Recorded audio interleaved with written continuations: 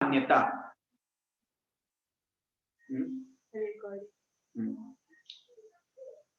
आत्मा का हित इसके अंतर्गत बताया है अभी कि आत्म हित हेतु विराग ज्ञान ते लखी आपको कष्ट दान। आत्मा के हित के कारण साधन दो वस्तुएं हैं। कौन सी दो वस्तुएं? कल हमने बताया था, कौन बताएगा? आत्मा का हित किन दो वस्तुओं से, किन दो से होता है? राग और द्वेष से आत्मा का हित होगा। वैराग्य और ज्ञान। हाँ बिल्कुल सही। ज्ञान, हाँ आशीर्वाद। ज्ञान और वैराग्य। हाँ, ज्ञान और वैराग्य ऐसी दो वस्तु हैं जिससे आत्मा का हित होता है। लेकिन अज्ञानी जीव इन दोनों वस्तुओं को क्या कष्टदायक मानता है। मंदिर जाना तो जोर आता है, भगवान का अभिषेक करना है तो जोर आता है, पूजा करना है तो आलू प्याज का त्याग करना है, तो यहाँ तक कि दूसरों को अच्छे मधुर शब्द बोलना हो तो भी कष्ट होता है उसको। अगर किसी व्यक्ति घर में बच्चों को, चलो मंदिर की बात तो दूर है, अगर बच्चों को अगर बोला जाए कि रोज अपने माता पिता के चरण स्पर्श करो, तो बच्चों को उसमें भी कष्ट होता है कि नहीं होता है? जिसमें हित है वो हमको कष्टदायक लगता है, इसीलिए हम अपना हित नहीं कर पाते।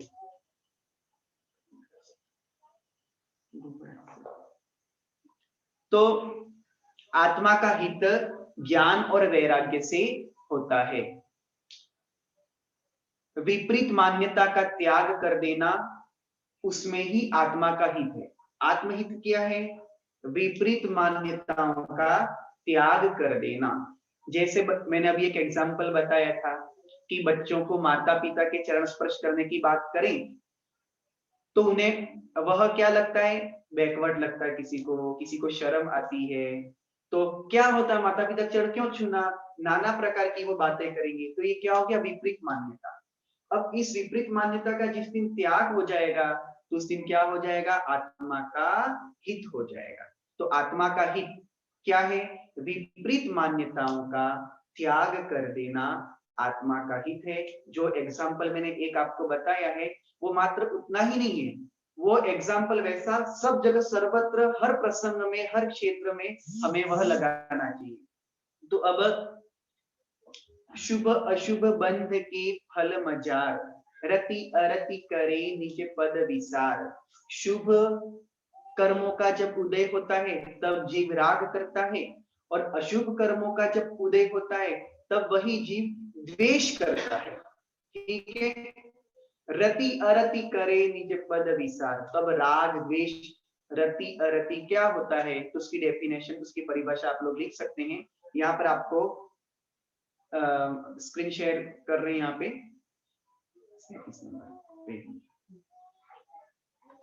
हाँ, तो राग की परिभाषा लिखिए पहले।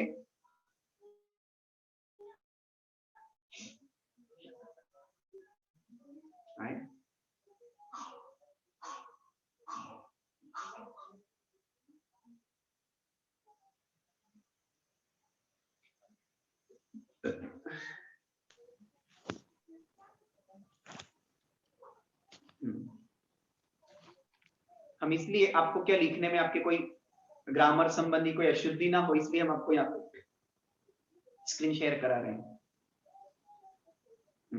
राग इष्ट वस्तु के प्राप्त होने पर, इष्ट वस्तु के प्राप्त होने पर जो प्रीति, इसमें थोड़ी बड़ी परिभाषा अपन हम आपको छोटी करके देंगे। इष्ट वस्तु के प्राप्त होने पर जो प्रीति होती है उसे राग कहते हैं। अब उसी का विपरीत द्वेष, अगला पेज कर लो। द्वेष में क्या है? अनिष्ट वस्तु के प्राप्त होने पर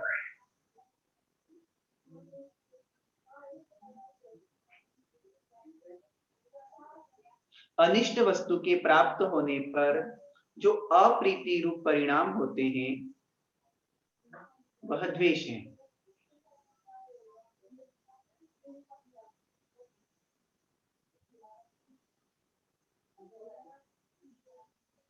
अब यही अपन समझ रहे थे, शुभ फल की प्राप्ति में अपन राग करते हैं और अशुभ फल की प्राप्ति में द्वेष करते हैं। तो ये क्या हो गया, बंध तत्व के प्रति विपरीत मान्यता हुई। मतलब क्या, शुभ कर्मों का जब उदय आया तो आपने राग किया, तो उससे क्या हो जाएगा, कर्म का बंध हुआ। और अशुभ कर्म के उदय में आपने द्वेष किया तो उससे भी बंध होगा। तो बंध होने में कारण क्या है, राग और द्वेष। कर्मों का बंध होने में कारण क्या है, राग और द्वेष। अब हम क्या सोचते हैं, शुभ कर्मों के उदय में राग करते हैं, अशुभ कर्म के उदय में ये ऐसा क्यों आ गया, वैसा क्यों हो गया करके द्वेष करते हैं, तो उससे होता है। तो इस प्रकार की मान्यता है वो बंध तत्व के प्रति आपकी विपरीत है। लेकिन अगर हम उसी में सकारात्मक सोच रखें कि अरे जो है तो मुझे मेरे कर्मों के अनुसार ही प्राप्त हुआ है। क्यों, क्योंकि ये जो कर्म था वो मेरा ही था। जैसा कि सीता ने, उसे रामचंद्र जी ने राज्य से बाहर कर दिया, उसका त्याग कर दिया। और सीता के लिए तो देखो कितनी बड़ी विडंबना थी और कितना बड़ा त्याग सीता का, और कितना बड़ा उपसर्ग मान लो उसके ऊपर। उस सीता ने कभी भी किसी को दोष नहीं दिया। उसने सदैव क्या चिंतन किया कि जो मुझे प्राप्त हो रहा है वो मेरे द्वारा किया हुआ कर्म का ही फल है और ये मुझे ही भोगना है। मेरे कर्मों के जो निषेध उदयागत हुए हैं उन्हीं के अनुरूप रामचंद्र की भावना हुई है, उन्हीं के अनुरूपी प्रजा ने मेरे ऊपर कलंक लगाया है। तो मेरे कर्मों से प्रेरित होकर के ही प्रजाजनों ने मुझे दोषी माना है। तो उसमें प्रजा की क्या गलती, उसमें प्रजा का दोष नहीं है, ये दोष मेरे स्वयं का है। और ये कर्म जो है मेरे द्वारा किया हुआ था। सीता ने क्या पाप किया था पता है, जो उसके ऊपर दोष लगा? सीता ने, इसमें से आवाज है, इसको बंद कर सकते हैं। सीता ने जो पाप किया था वो क्या था, वो वेदवती की पर्याय में थी। मैंने पूर्व में भी बताया, सीता ने पूर्व पर्याय में एक मंदिर में मालिन थी, वो झाड़ू वगैरह लगाने का कार्य करती थी। और वहीं वहां पे एक मुनि और एक आरिका, दोनों जो कि पिता पुत्री थे, और दोनों पिता पुत्री थे, दोनों स्वाध्याय कर रहे थे। उस समय पे सीता ने दोनों पर दोषारोपण किया कि ये दोनों मुनि और आरिका चारित्रहीन हैं। इस प्रकार से उनके चरित्र पर उसने दोष लगाया। उनके चरित्र पर जब उसने दोष लगाया तो वहां का क्षेत्रफल रुष्ट हुआ, क्योंकि मुनि और आरिका ने जब उनके ऊपर कलंक लगा तो मुनि और आरिका ने तत्क्षण समस्त प्रकार के आहार जल का त्याग कर दिया। उन्होंने नियम संलेखन कि जब तक हमारे ये अपवाद तब तक कि हम आहार जल ग्रहण नहीं करेंगे। और ऐसे समय में फिर क्षेत्रपाल रुष्ट हुआ, क्योंकि मुनि आरिका ने आहार जल का त्याग कर दिया था। और उस वेदवती जो कि सीता का जीव था, उसकी चोटी पकड़ करके उसे घर घर घुमाया, क्योंकि सीता ने घर घर जाकर के मुनि और आरिका पर दोषारोपण किया था और उनकी निंदा की थी। तब क्षेत्रपाल ने कहा कि जहां जहां जाकर के तूने बोला है, अब वहां वहां घर घर जाकर के तू बोल के आ कि मुनि और आरिका निर्दोष है। तब क्षेत्रपाल ने उसका ताड़न किया और फिर सीता ने घर घर जाकर के क्षमा मांगी कि जो मैंने कहा था वो गलत कहा। लेकिन जो उसने राग और द्वेष रूप परिणाम करके मुनि और आरिका के प्रति द्वेष रूप जो परिणाम हुए थे उसके कारण से उसने जो कर्म का बंध किया था वो ऐसा गाढ़ कर्म का बंध हुआ कि सीता को अपने जीवन में भले वो राजरानी बनकर के रही, लेकिन उसके जीवन में सदैव कुछ ना कुछ अशांति रही। जन्म होते ही युगल रूप में जन्म हुआ था, मतलब जुड़वा उसका ही, साथ में भामंडल उसके भाई का जन्म हुआ था। उसका जन्म होते ही भाई का अपहरण हो गया। थोड़ी बड़ी हुई, स्वयंवर हुआ। स्वयंवर होने के उपरांत अच्छा ससुराल मिला, राज वैभव मिला, बलभद्र की पट्ट रानी बनी, बलभद्र की सर्वश्रेष्ठ प्रिया रही। लेकिन थोड़े ही दिनों में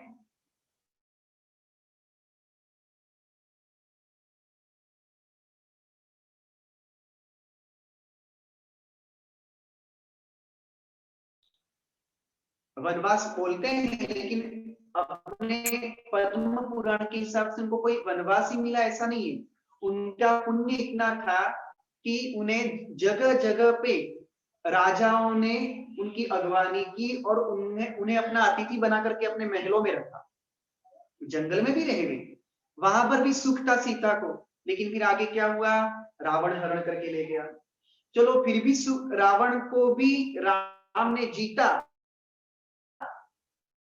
लक्ष्मण ने उनको मारा और फिर से सीता को लेकर के अयोध्या में आए। सुख के दिन आए थे, लेकिन पुनः तो रावण के पास जाकर के आई है और गर्भवती है। और ऐसी स्त्री को रामचंद्र जी राजा होकर के अपने पास कैसे रखते हैं? जब राजा ऐसा करेगा तो प्रजा कैसे करेगी? तब इस प्रकार के अपवाद से भयभीत होकर के, लोक लाज के भय से रामचंद्र जी ने सीता का परित्याग कर दिया। अब सीता ने जो पूर्व में मुनि यारिका पर जो आक्षेप किया था, जो दोषारोपण किया था, उसके कारण से बार बार उसके जीवन में अशांति दुख आया। लेकिन उसने क्षेत्रपाल के कहने के उपरांत उसने उसका पश्चाताप भी किया था, प्रायश्चित किया था। इसलिए उसे दुख आने पर भी उसे कहीं ना कहीं सुख पुनः प्राप्त होता था। और सबसे बड़ा उस प्रायश्चित का फल क्या रहा कि उसकी बुद्धि कभी धर्म से विचलित नहीं हुई। सीता के जीवन में इतने कष्ट आए, लेकिन सीता ने सम्यक मार्ग को नहीं छोड़ा। सदैव सीता ने धर्म का मार्ग ही अनुकरण किया। यहाँ तक कि कृतांतवक्त्र सेनापति सीता को जब भरे जंगल में छोड़ने गया और सीता ने कहा, रामचंद्र जी ने तो उसको क्या कहा था कि तीर्थ यात्रा करके आओ। तीर्थ यात्रा के बहाने रामचंद्र जी ने सीता को छोड़ा था। सीता को तो ये ज्ञात भी नहीं था कि मुझे रामचंद्र जी ने त्याग कर दिया है। वो तो तीर्थ यात्रा समझ करके ही गई थी। जब भयानक जंगल में कृतांतवक्त्र सेनापति ने उन्हें छोड़ा, तब सीता ने कहा कि आप रो क्यों रहे हो? तो उसने कहा कि महारानी जी, मैं राजा ज्ञान से बंधा हुआ हूं। और उसने यथा जो कथा थी वो सारी की सारी कह दी कि आपके ऊपर अपवाद हुआ है, और उस अपवाद से, लोकापवाद से भयभीत होकर के रामचंद्र जी ने आपका परित्याग कर दिया है। अब सोचो, जो स्त्री वियावान जंगल में अकेली हो और वहां पर उसे समाचार प्राप्त हो, ज्ञात हो कि मेरे पति ने मेरा परित्याग कर दिया है, तो पति के मरण होने पर भी जो दुख नहीं होता है, वो जीते जी पति के द्वारा परित्याग किए जाने पर उस स्त्री को दुख होता है। पति के मरण पर इतना दुख नहीं होगा, लेकिन पति अगर जीवित अवस्था में स्त्री का परित्याग कर दे तो स्त्री के लिए वह कष्ट असह्य होता है। और ऐसा कष्ट उस सीता के समक्ष आया, तब भी सीता ने क्या शब्द कहे? वो धर्म से विचलित नहीं हुई, उसने सम्यक मार्ग को नहीं छोड़ा। सीता ने क्या शब्द कहे?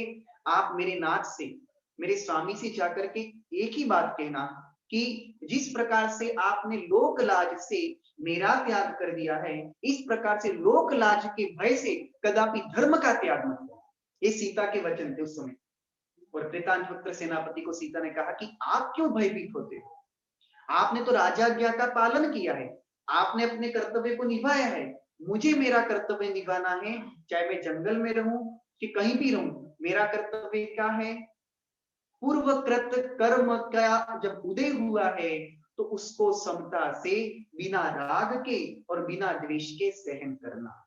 ये उस सीता का कर्तव्य सीता ने समझा। तो यही है बंध तत्व के प्रति सम्यक मान्यता। विपरीत मान्यता में तो जीव क्या करता है? शुभ कर्मों के उदय में राग करता है और अशुभ कर्मों के उदय में द्वेष करता है। लेकिन सम्यक दृष्टि जीव बंध तत्व के प्रति मान्यता कैसी रखता है? जैसी मान्यता सीता की थी। सीता की क्या मान्यता थी? जो मेरा कर्म है उसी का फल मुझे प्राप्त हुआ है। रामचंद्र जी ने मेरा बुरा नहीं किया, प्रजा ने मेरा कुछ भी अहित नहीं किया है। मेरा अहित तो मैंने स्वयं ने ही वेदवती की पर्याय में मुनि और आरिका पर दोष लगा के किया। खैर ये तो उसे बाद में मुनि की वाणी से ज्ञात हुआ, लेकिन उसने पूर्वकृत कर्मों को भी अपना दोषी माना। तो शुभ अशुभ बंध के फल मजार, रति अरति करे निज पद विसार। विराग ज्ञान, तो वैराग्य और ज्ञान क्या है? तो वैराग्य अर्थात क्या? पंचेंद्रिय विषयों के प्रति विरक्ति का भाव जो होता है वो क्या कहलाता है? वैराग्य। पंचेंद्रिय विषयों के प्रति जो विरक्ति का भाव होता है वह वैराग्य कहलाता है। कहते हैं चारित्र, अच्छे से बैठो सब, ऐसे घुस घुस के क्यों बैठते हैं? अच्छे से बैठो। चारित्र मोह दया, चारित्र मोह दया भावे तस्य क्षयोक्षमा तस्शब्दादिभ्यः विरंजनम विरागः इति व्यवसीयते। आचार्य अकलंक देव कहते हैं कि चारित्र मोह के का उदय होने पर, चारित्र मोह के उदय में अथवा उसके क्षयोक्षम में या फिर क्षय होने पर, और अथवा चारित्र मोह के उपशम होने पर जो पंचेंद्र शब्दादिभ्यो अर्थात पंचेंद्रिय विषयों के प्रति विरंजनम विरागम, जो उसके प्रति उदासीनता का भाव हो जाता है। पंचेंद्रिय के विषय क्या है? स्पर्शन इंद्रिय के विषय क्या है? रूखा चिकना कड़ा नरम, हल्का भारी ठंडा गरम, ये स्पर्शन इंद्रिय के विषय है।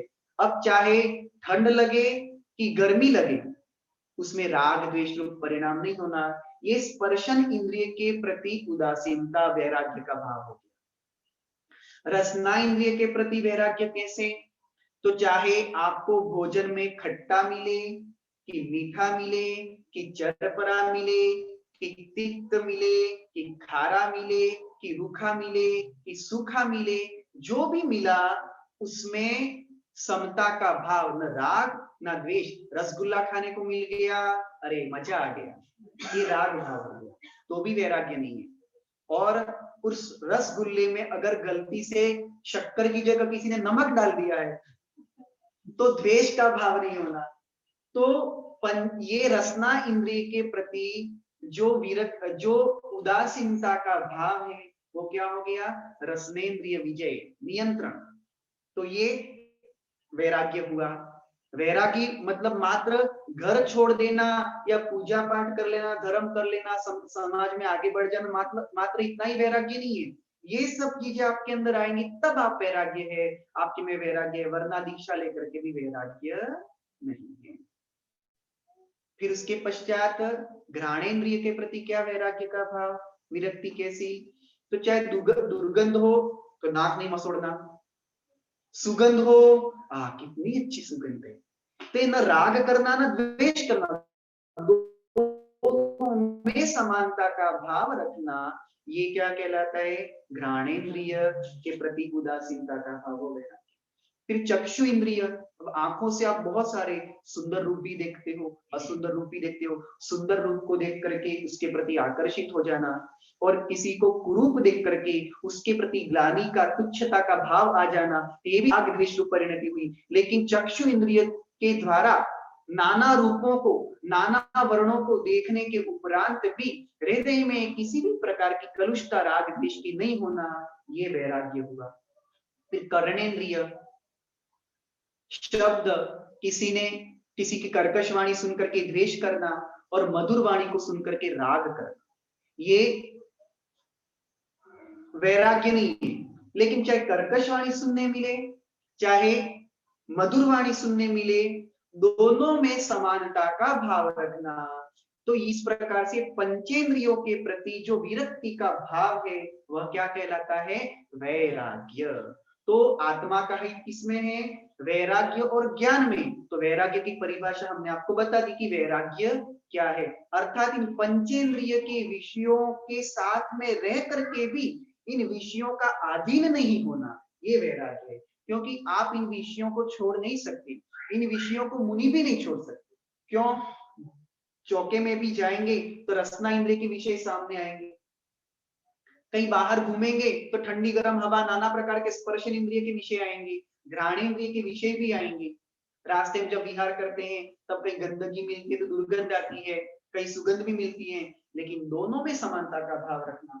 तो इस प्रकार से विषयों से तो हम नहीं छूट सकते हैं, लेकिन उन विषयों के प्रति जो अप्रशस्त अभिलाषाएं हैं उनको हमें छोड़ना ही चाहिए।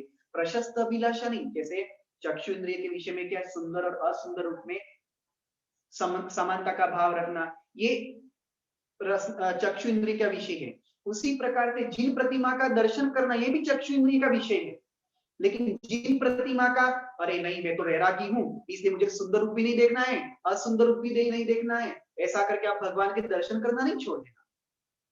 जो अप्रशस्त विषयों की अभिलाषा है उनके प्रति, अर्थात हीरो हीरोइन की फोटो देखना, नाना प्रकार के और सीरियल देखना, ये इनके प्रति आपकी उदासीनता का भाव, वो वैराग्य है। ये तो आप बड़े वैरागी बन जाओ, कल भगवान के दर्शन करना छोड़ दो। नहीं, भगवान का सुंदर रूप देख करके आह्लाद होगा।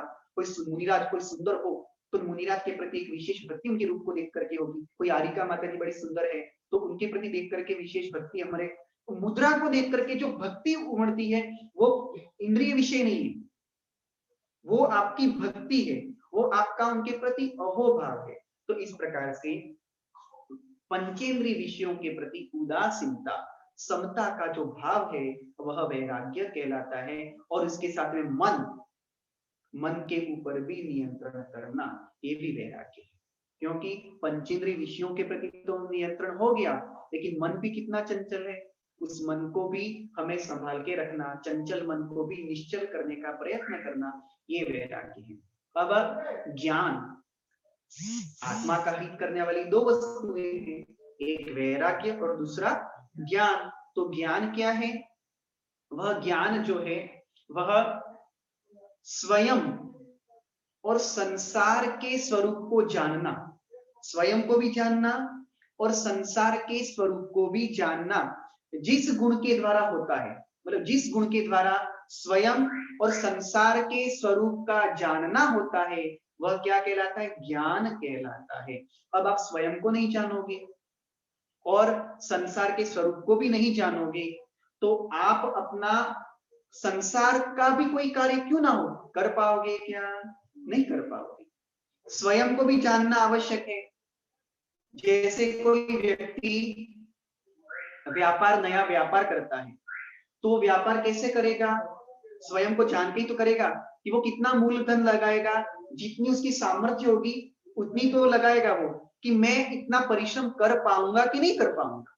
अगर मैं इतना परिश्रम कर पाऊंगा तो बड़ा व्यापार करता हूं, नहीं कर पाऊंगा तो छोटा व्यापार करता हूं। तो स्वयं को जाना कि नहीं जाना?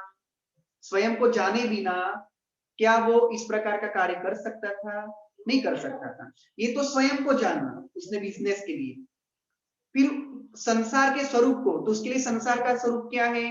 वो जिसके पास में प्रैक्टिस करने, ट्रेनिंग लेने गया है उस व्यक्ति को भी इसको जानना पड़ेगा। जो रॉ मटेरियल ला रहा है या फिर दुकान नहीं खोल रहा है तो जो माल लेकर के आ रहा है तो माल कहाँ से आ रहा है, कैसा माल है, उसने दूसरे को भी जाना कि नहीं जाना? तो वो ज्ञान है। अर्थात स्वयं को भी जानना, संसार के स्वरूप को भी जानना, जिस गुण के द्वारा होता है वो क्या कहलाता है? ज्ञान। अगर उस बिजनेसमैन के पास में ये ज्ञान नहीं होता तो क्या वो सफल हो पाता? क्या नहीं हो पाता। जब आपका इस ज्ञान के बिना आपका व्यवसाय सफल नहीं हो पाता है तो संसार से तिरने वाला जो साधन है वो हमें सफलतापूर्वक कैसे प्राप्त होगा इस ज्ञान गुण के बिना। इसलिए आत्मा का हित करने वाला ये जो ज्ञान है वह हमें संसार का स्वरूप और स्वयं को जानने वाला है। इसलिए स्वयं को जानना और संसार के स्वरूप को जानना जिस गुण के द्वारा होता है वह क्या कहलाता है? ज्ञान। तो अपन संसार के स्वरूप को कैसे समझेंगे तो ये आगे और आएगा। अब संसार का स्वरूप कैसा है? क्योंकि स्वयं को भी जान लिया और संसार के स्वरूप को नहीं जाना तो फिर तब तक के भी वह आत्मा अपना हित नहीं कर पाएगा। तो आत्मा का हित करने वाली दो वस्तु है, ज्ञान और वैराग्य। लेकिन वो मिथ्या दृष्टि जीव क्या करता है? इस ज्ञान और वैराग्य को क्या करता है? ते लखे आपको कष्ट दान। ये ज्ञान और वैराग्य जो कि उसका हित करने वाले हैं उसी को वह कष्टदायक मानता है। एक व्यापारी अथवा एक खेती करने वाला व्यक्ति अगर जो उसको परिश्रम करना है उस परिश्रम में कष्ट मानेगा तो क्या वह खेती और व्यापार कर पाएगा? क्या नहीं कर पाएगा। उसी प्रकार से आत्मा का हित करने के मार्ग में बहुत सारे कष्ट आते हैं। जैसे हमने दीक्षा ली है तो अंतराय भी आते हैं, नाना प्रकार के उपसर्ग भी आते हैं, नाना प्रकार के परिसर, सर्दी, गर्मी, मच्छर, वच्छर के नाना प्रकार के सब परिसर, पैर में कांटा लगता है, कंकर लगते हैं, पैर में कई बार छाले भी पड़ जाते चलते चलते। तो ये सब कष्ट होते हैं, लेकिन साधु तो भी उन कष्टों को सहन करते हैं। क्यों करते हैं? क्योंकि इन कष्टों को सहन करने से ही हमें हमारी आत्मा का हित करने का मार्ग प्राप्त होगा। अगर ये कष्ट सहन कर लिए तो अत्यधिक है, इसलिए ये कष्ट उसके सामने छोटे हैं। लेकिन जो मिथ्या दृष्टि जिनकी मान्यता क्या होती है, इस आत्मा का हित करने वाले ज्ञान और वैराग्य को वो कष्टदायक मान करके छोड़ देता है और आगे जाकर के नरक तिर्यंश में जाकर के उससे भी अत्यधिक कष्टों को प्राप्त करता है। तो ये बंध तत्व विषयक जो हमने आपको बताया, विपरीत मान्यता जिनकी होती है क्या होती है? राग द्वेष करता है। और सम्यक मान्यता उसकी क्या है? वह ज्ञान और वैराग्य को कष्टदायक नहीं मानता है।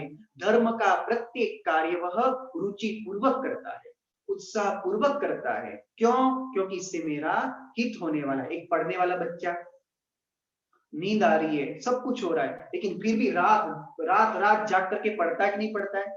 कष्ट तो हो रहा है, लेकिन वो क्या, उसका उद्देश्य क्या रहता है कि अगर मैंने कुछ रातें इस प्रकार से कष्ट में भी बिता ली तो आगे जाकर मैं डॉक्टर, इंजीनियर, जो भी मैं बन जाऊंगा। उसी प्रकार से आत्मा का हित करने का जो इच्छुक है वो ज्ञान और वैराग्य के माध्यम से क्या चिंतन करता है कि ये जो मुझे कष्ट हो रहे हैं व्रत उपवास आदि करने से, ये कष्ट तो थोड़े समय का है। जैसे कि परीक्षा के थोड़े दिन में रात भर जाग करके पढ़ना पड़ता है, तो उसी प्रकार से वो मोक्ष मार्गी भी यही सोचता है थोड़े दिन का कष्ट है, आगे जाकर मैं संसार के बंधन से मुक्त होकर के मोक्ष चला जाऊंगा। तो इसी प्रकार की मान्यता इस जीव की होती है। तो शुभ कर्मों का जो फल है वह कैसा होता है? गुड़, खांड, मिश्री और अमृत, उनका अनुभाग कैसा होता है? अनुभाग कैसा होता है? क्योंकि सबके पास में अलग अलग है। गुड़, गुड़ से मीठा क्या है? खांड, खांड से मीठा क्या है? मिश्री, और मिश्री से भी मीठा क्या है? अमृत। तो किसी के पास में अमृत के समान शुभ कर्मों का फल है, किसी के पास में उससे कम मिश्री के समान है, किसी के पास उससे भी कम खांड के समान है, और किसी के पास उससे भी कम गुड़ के समान है। और उसी प्रकार से अशुभ कर्मों का फल क्या है? अशुभ कर्मों का फल कैसे? नीम, कांजीर, विष और हलाहल। किसी के पास में जैसे नीम, नीम कड़वा होता है, नीम से भी अधिक कड़वा क्या है? कांजीर, एक आता है कांजीर, यहाँ पर रास्ते में यहाँ पर उसका पेड़ भी है जगह पे। कांजीर से भी ज्यादा कड़वा क्या होता है? विष, जहर। और विष से भी अधिक कड़वा क्या होता है? हलाहल। हलाहल विष तो उसको स्पर्श मात्र से ही उस जीव का वहीं पर सब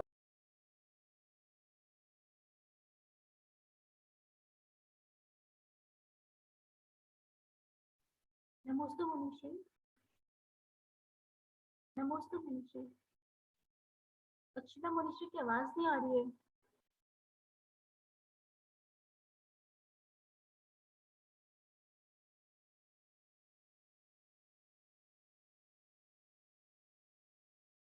कुछ काम पूरा हो जाता है, लेकिन सबकी जो फल प्राप्त होता है वो उसे उसे उसे अपने अपने कर्मों के अनुसार ही प्राप्त हुआ है।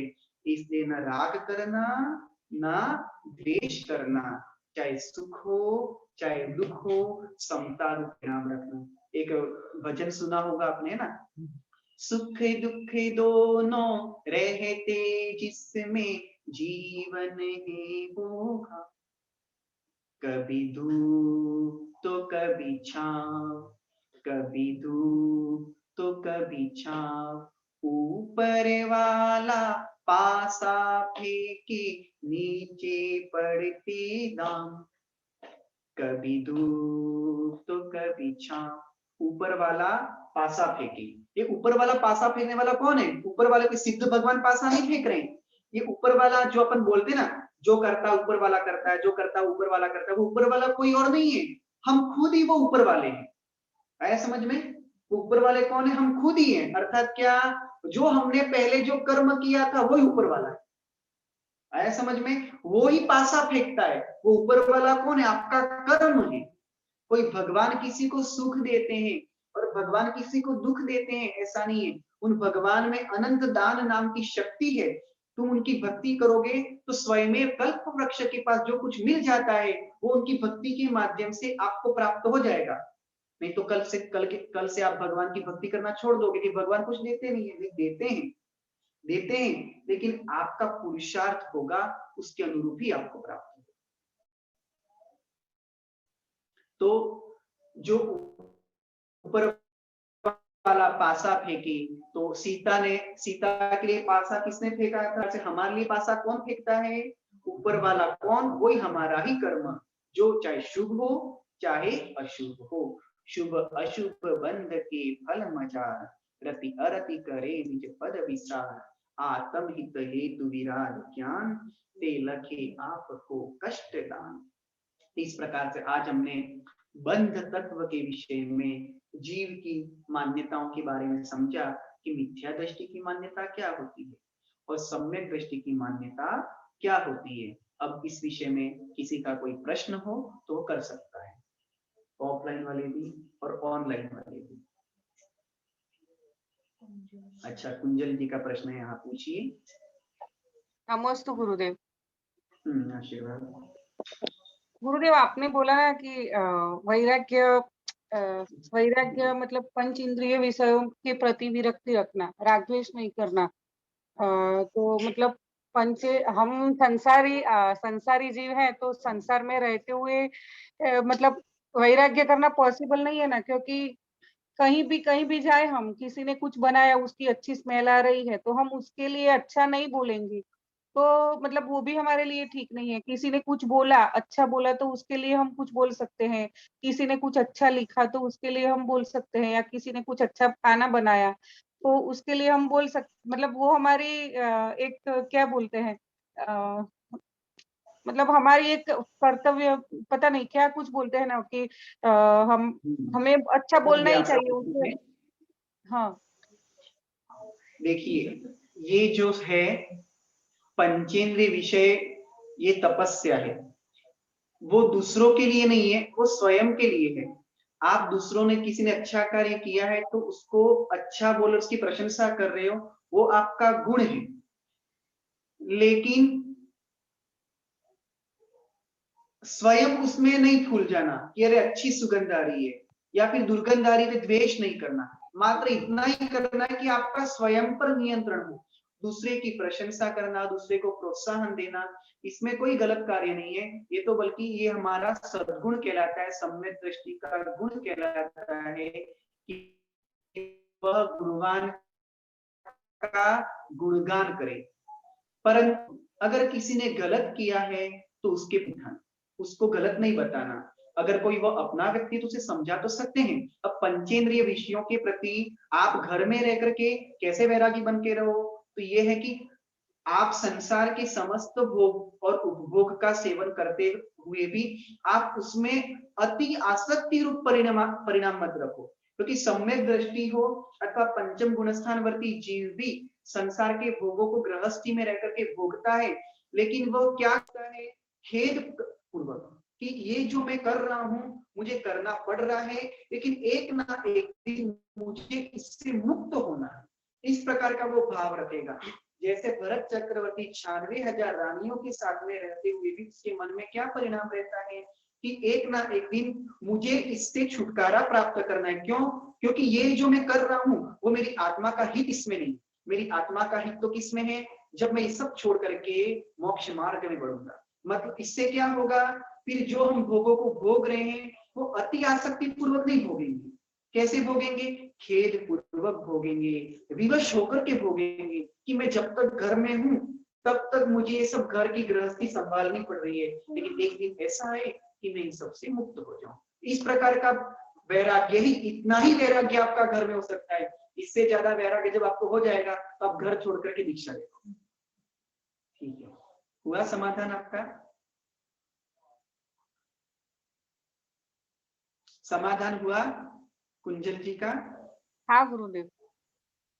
हाँ गुरुदेव एक हाँ, एक और नियम लेना था। मतलब वैसे तो मैं खुद कर सकती हूँ, लेकिन फिर भी आपके आगे नियम लिया ना तो मतलब पक्के से पाल सकूंगी। जी 4 महीना गुरुदेव, मतलब मैं ये नियम लेना चाहती हूँ, 4 मतलब ये चौमासे के 4 महीना मिरर में नहीं देखूंगी घर में। अच्छा, ठीक है, बढ़िया, अच्छी बात है। नमोस्तु गुरुदेव। और किसी का कोई प्रश्न है?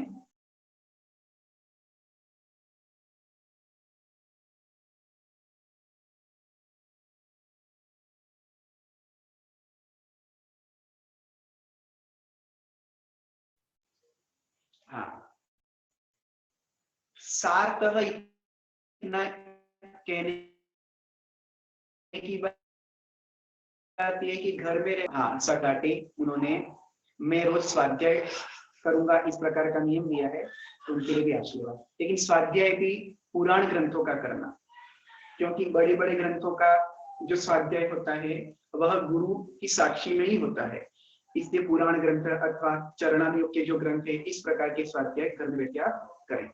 हाँ, कहने का मतलब यही है कि कमल पत्र पर कमल की बूंद रहती तो है, लेकिन क्या उससे वो विरक्त रहती, अर्थात उससे उसके ऊपर रह करके भी वह कमल पत्र के साथ में नहीं रहती।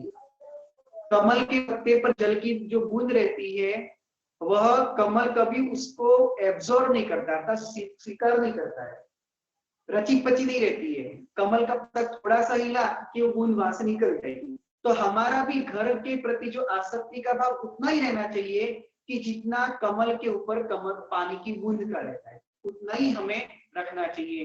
बाकी हमें यही समझना चाहिए कि कमल का पत्ता अलग है और ये बूंद अलग है।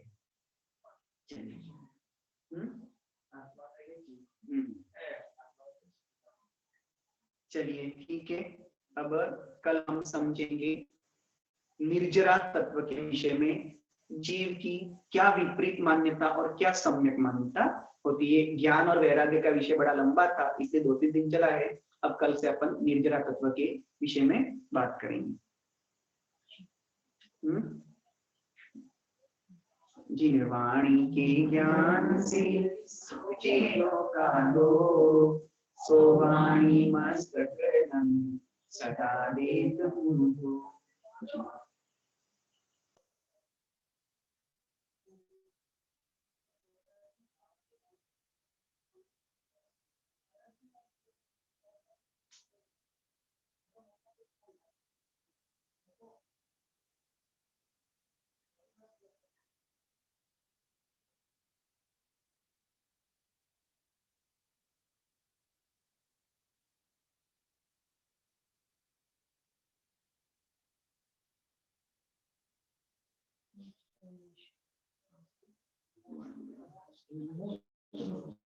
सबको आशीर्वाद, सबको आशीर्वाद।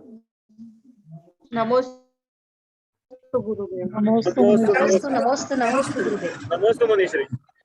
नमोस्तु नमोस्तु नमोस्तु गुरुदेव। नमोस्तु नमोस्तु नमोस्तु नमोस्तु मनीश्री। अच्छा ऊपर क्या है वो? नमोस्तु गुरुदेव। नमोस्तु नमोस्तु गुरुदेव। नमोस्तु गुरुदेव। आईडी क्या दी? नमोस्तु नमोस्तु गुरुदेव। नमोस्तु गुरुदेव।